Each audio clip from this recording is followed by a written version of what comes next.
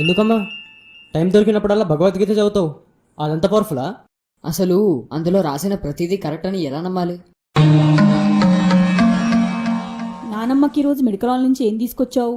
Vitamin capsule bottle. అందులో ఎన్ని capsules ఉన్నాయి? 30 క్యాప్సిల్స్. లెక్క పెట్టావా? లేదు, దాని మీద ప్రింట్ చేసింది. నువ్వు పొద్దున ఎన్ని పాలు తెచ్చావు?